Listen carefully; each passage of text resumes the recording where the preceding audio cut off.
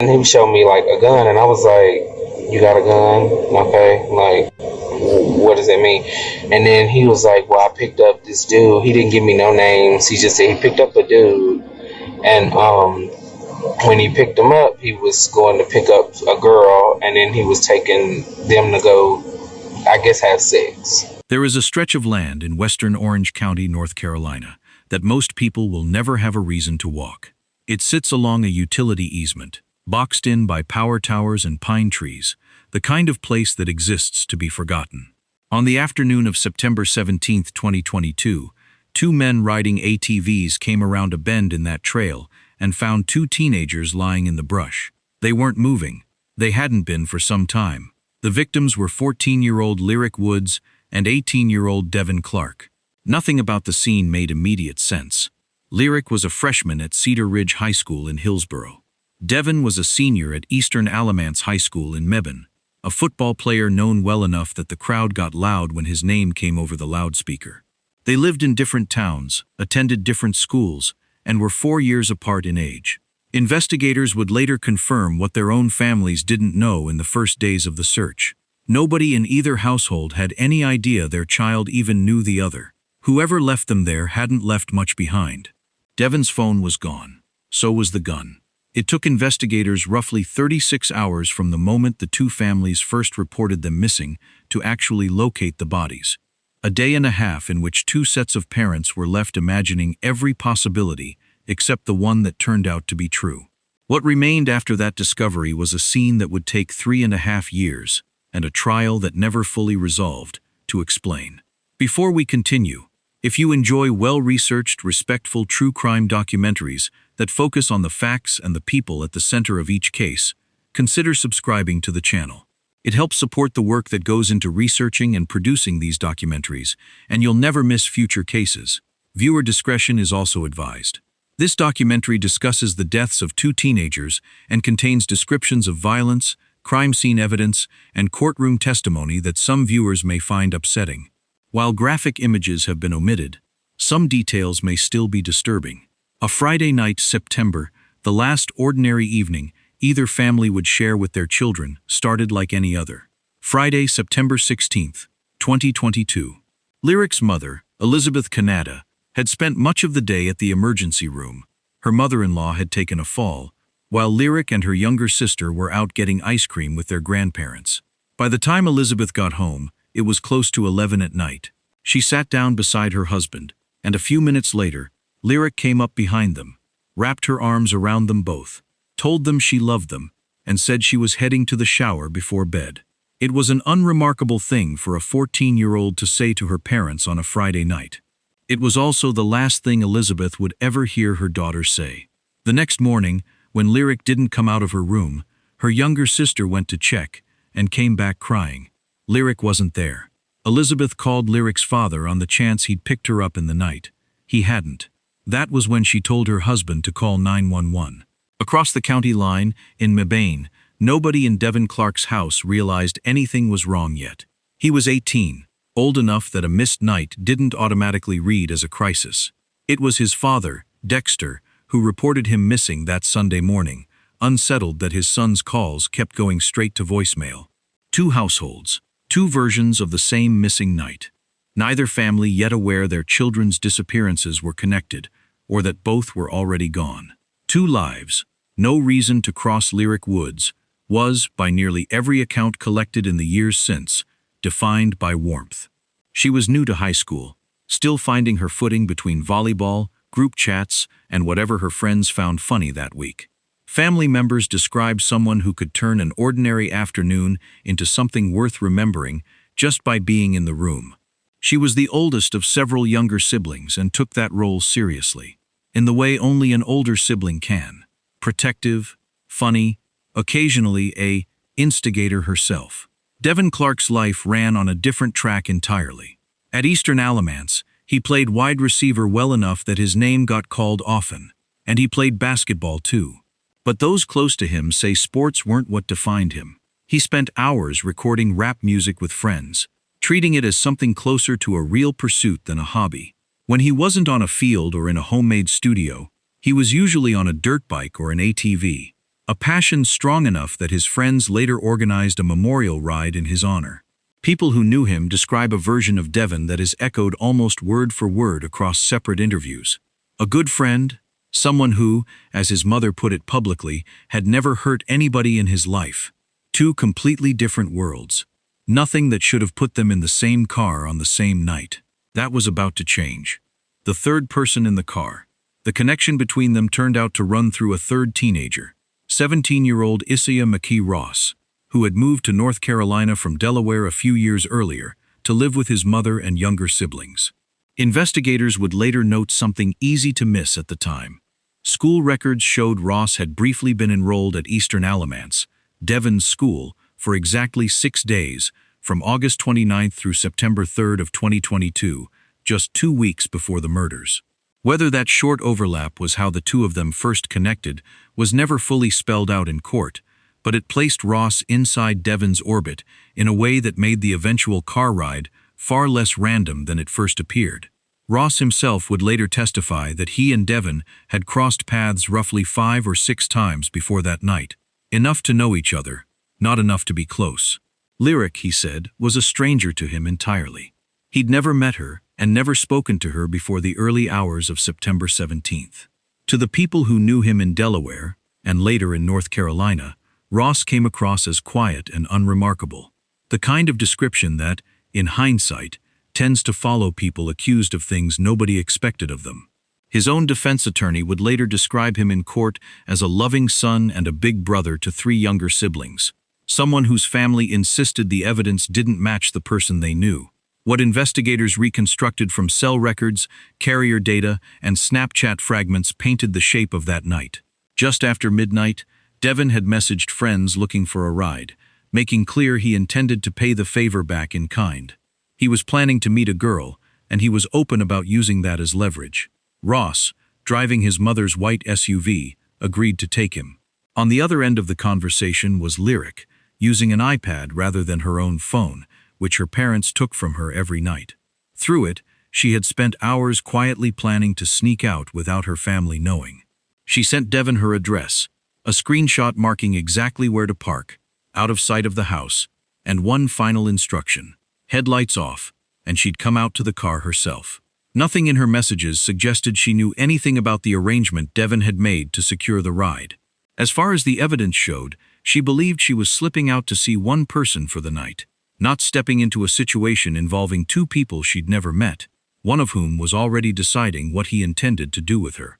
The Buckhorn Road, what happened after Ross picked up Devin, and then Lyric, became the central and unresolved question of the entire case.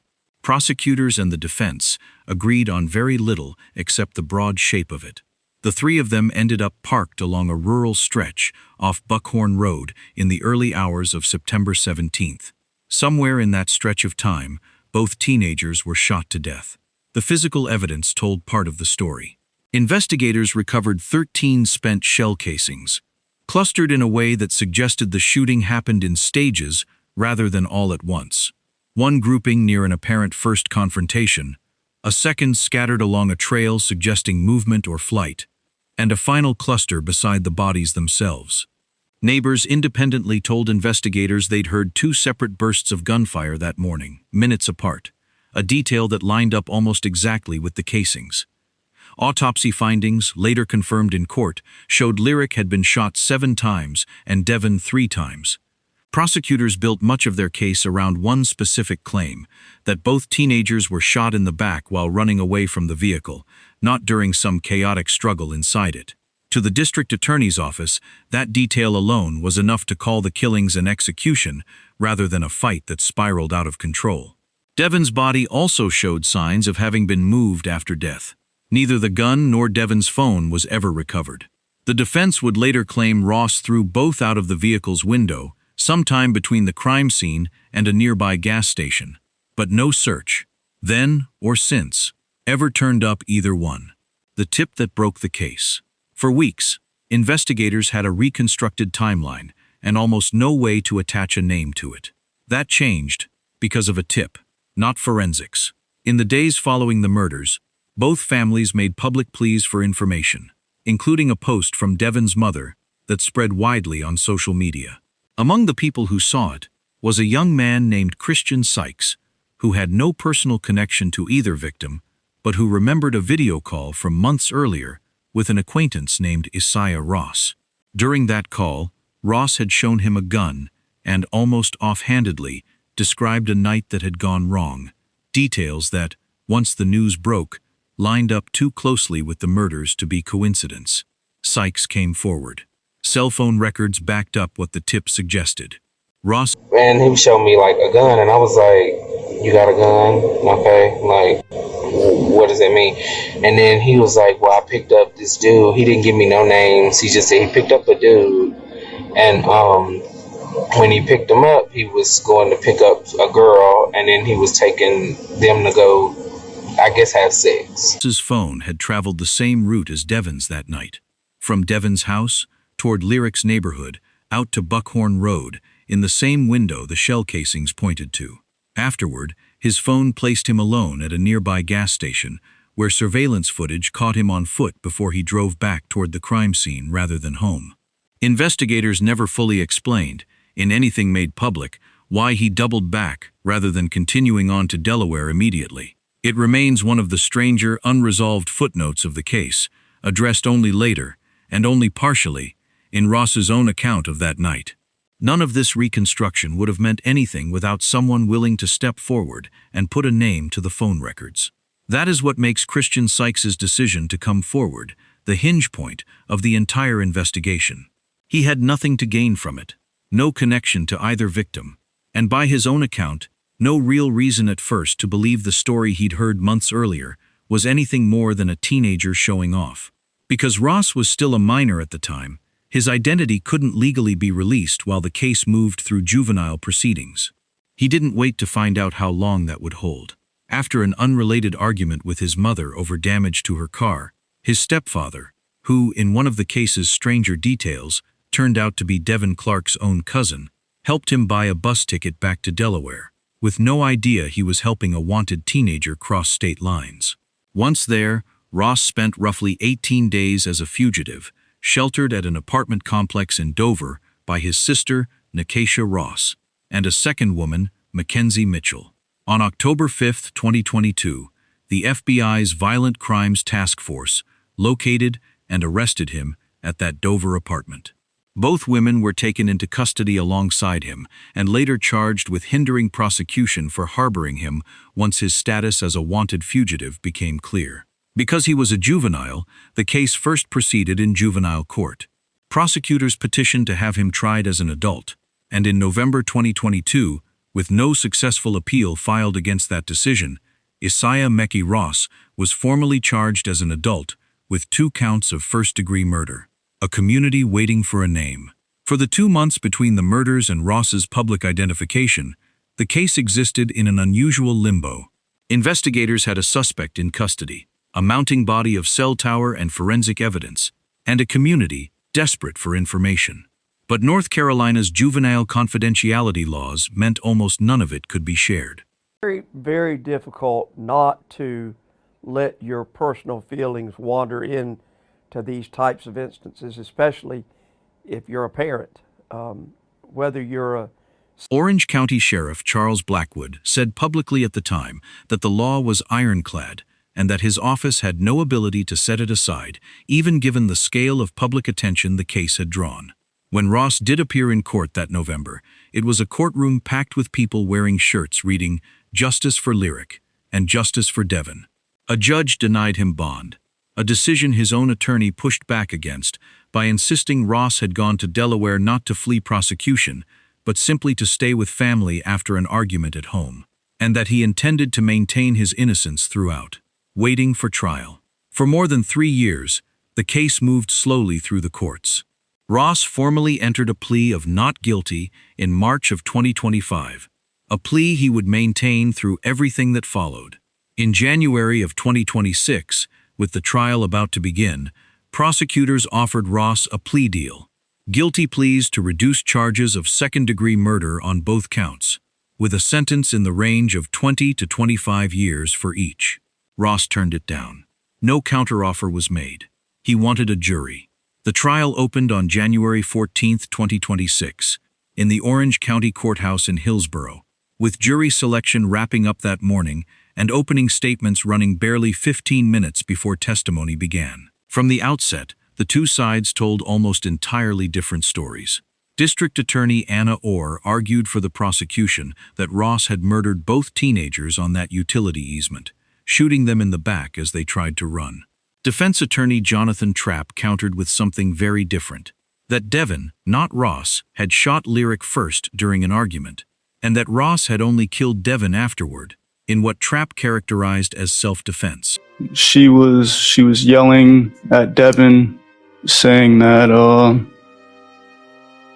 I can't say word for word, but that I remember she saying she wasn't a whore, and she wasn't gonna let him pimp her around anymore, and that she was gonna get police involved. Okay. And how did Devin respond? Ultimately he retrieved the gun out of the car and then shot her with it. Once they arrived, he said, Devin and Lyric spent several minutes alone in the back seat, while Issiah waited outside holding Devin's vape. DNA evidence would later support that some kind of physical contact had taken place between them, but the person who shot Lyric Woods was not Mr. Ross, Trapp told the jury. It was Devin Clark. Testimony from Lyric's mother, Elizabeth Canada, and Devin's father, Dexter, opened the trial, both describing the same disorienting weekend from two separate houses. Two ATV riders, Joseph Kaiser and Jordan Wilson, testified next, describing the moment they came around the bend on that access trail, realized what they were looking at, and made the decision to turn back rather than approach further, calling 911 as soon as they were clear of the scene. Two accounts, one contradicting the other. Christian Sykes's testimony, the account that had originally pointed investigators toward Ross, did not hold up cleanly under cross-examination years later. He remembered the gun Ross showed him as black. Devin's father had described his missing 9mm as gray and green. He'd assumed the shooting took place inside a vehicle. Investigators had found no forensic evidence, no blood, no DNA, suggesting either teenager had ever been inside the SUV when the shots were fired. Under questioning, Sykes acknowledged he hadn't been there and couldn't be certain his memory of a story told secondhand, months before the murders were even public, matched what Ross had actually said. Ross took the stand in his own defense, the only witness called by the defense during the trial. His account placed the fatal turn on Lyric herself. According to his testimony, Devin and Lyric had spent several minutes alone together after the group parked, while Ross waited outside holding Devin's vape. When the two came back together, Ross said Lyric was yelling at Devin. I guess we can just start from the beginning and I'll let you talk a little bit. Okay, so everything that I know basically is, so I met the boy Issiah. I don't know his last name, but I have his Snapchat name, and that's usually how we converse. I gave the other officer his phone number because I do have his phone number.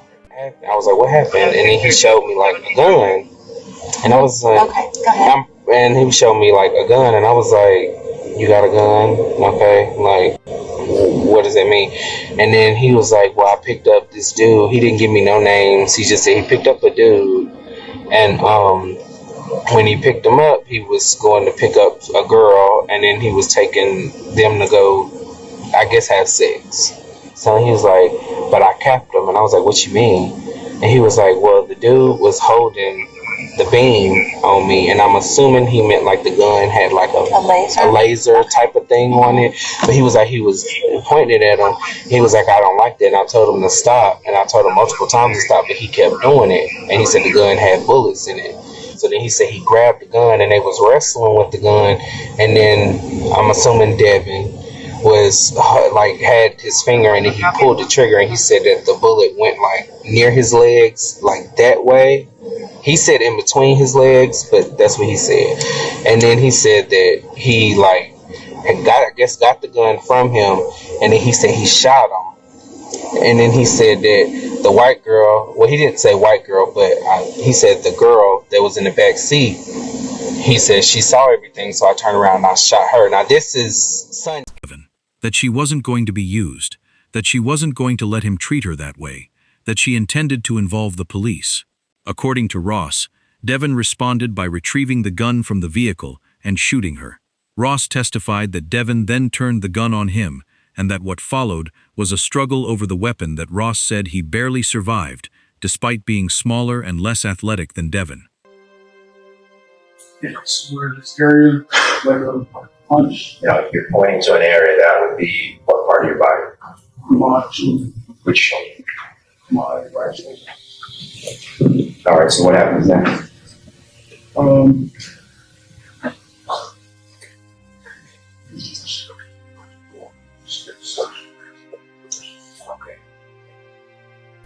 He said that once it was over, panic took over, that he moved Devin's body off the road so it wouldn't be struck by a passing vehicle, then left the scene, stopping to buy gas before doubling back, he claimed, to retrieve a hoodie he'd left behind. The account left gaps prosecutors leaned on. If Devin had fired the first shot at Lyric, it didn't easily square with witness reports of 2 separate bursts of gunfire, roughly 10 minutes apart. Ross testified he never turned Devin's body over, yet there was dirt on the front of it. And if Devin had handed off his vape before ever stepping out of the vehicle, prosecutors asked, how did that same vape end up back in Devin's own pocket by the time his body was found? Ross had no clean answer for any of it. Holding on to who they were long, before any jury was seated, Sheriff Blackwood tried to draw a line between the case as a legal matter and the 2 teenagers at the center of it. Speaking at a news conference in the case's early months, he said it mattered to him that Lyric and Devin's memory be kept alive on its own terms, that however their deaths came to define this case in the public record, it shouldn't be allowed to define who they actually were while they were alive.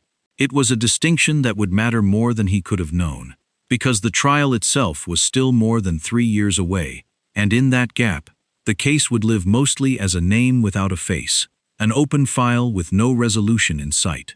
Devin's mother, Tiffany Concepcion, gave voice to a version of that same frustration in the earliest days of the investigation, telling reporters that her son had never hurt anyone and that she needed answers about who exactly had been in that car and who had made the decisions that put him on that road. For years, that answer sat behind sealed motive filings and an investigation prosecutors were reluctant to discuss in any detail, out of concern that talking too much, too early, would compromise whatever case they were eventually able to bring. A split verdict. Killing of Lyric Woods. So we first make this inquiry, Mr. Foreman. Do you feel that any further deliberations will assist you in the jury being able to reach a unanimous verdict in the charge involving Lyric Woods? Honestly, Your Honor, I don't believe more time would, based on everything that we've gone through over the last 2 days, I don't need more time. The jury deliberated across roughly 6 hours over 2 days before an ice storm shut the courthouse down entirely, delaying the process further. When deliberations resumed, jurors spent additional hours working through the case before telling the judge they were deadlocked, split 8-4 in favor of conviction on at least one charge. The judge sent them back. Several more hours followed. When the jury finally returned, the verdict split in 2 directions at once. On the murder of Devin Clark, the jury was unanimous, guilty of second-degree murder, rejecting the full self-defense claim, but not agreeing this had been the premeditated act that a first-degree conviction would require. On the murder of Lyric Woods, the jury told the court further deliberation wouldn't help. They were unable to reach any verdict at all. With both prosecution and defense in agreement, Judge Stephanie Reese declared a mistrial on that single count. It's a result that still doesn't fully resolve on paper. By the jury's own account, 4 jurors had been prepared to convict Ross of first-degree murder, specifically for Lyric's death, the more serious of the 2 charges. Yet those same 4 jurors only agreed. Inquiry, Mr. Foreman. Do you feel that any further deliberations will assist you in the jury being able to reach to a second-degree conviction in Devin's? Why the harsher read on one victim and the softer one on the other from the same 4 people is a question the record simply doesn't answer. For the second-degree murder of Devin Clark, Judge Reese sentenced Ross to a minimum of 241 months and a maximum of 300 months in prison, a sentence of at least 20 years. His defense has indicated it intends to appeal that conviction to the North Carolina Court of Appeals. On the Lyric Woods count, nothing was resolved. A hung jury, a mistrial, and a charge that remains legally open, with prosecutors expected to decide in the months ahead whether to retry it, offer a new plea, or let it go entirely. What's left? A verdict that splits cleanly down the middle rarely satisfies either side, and this one didn't. For Devin's family, there is at least a number attached to what happened to their son, a conviction, a sentence measured in decades, even with an appeal now pending that could still reshape it. For Lyric's family, there is no number at all, just a charge still sitting open on a court docket, and a prosecutor's office that will eventually have to decide whether trying Ross a second time is worth putting both families through this again, whether a new plea might resolve it instead, or whether, after nearly 4 years, the case simply ends without ever being answered in a courtroom. None of that changes what the physical evidence already made clear the moment investigators walked that trail off Buckhorn Road back in September of 2022. Two teenagers who had no real reason to know each other ended up in the same car on the same night, and only one of the 3 people in it walked away. Devin Clark's family remembers a teenager who showed up, reliably, for the people around him. Younger siblings, cousins, friends who later organized rides in his memory, rather than let his name fade into a case file. Lyric Woods' family has spent the years since surrounding themselves with photographs from a life that, in nearly every image, shows her mid-laugh, caught off guard by her own joke, the version of her they'd rather hold on to than the one left on a legal record still waiting to close. 2 families lost their children on the same night, on the same stretch of road. One walked out of a courtroom with a conviction and a fight over an appeal still ahead of them. The other walked out with a question mark that, as of now, nobody can say when, or whether, will ever be answered.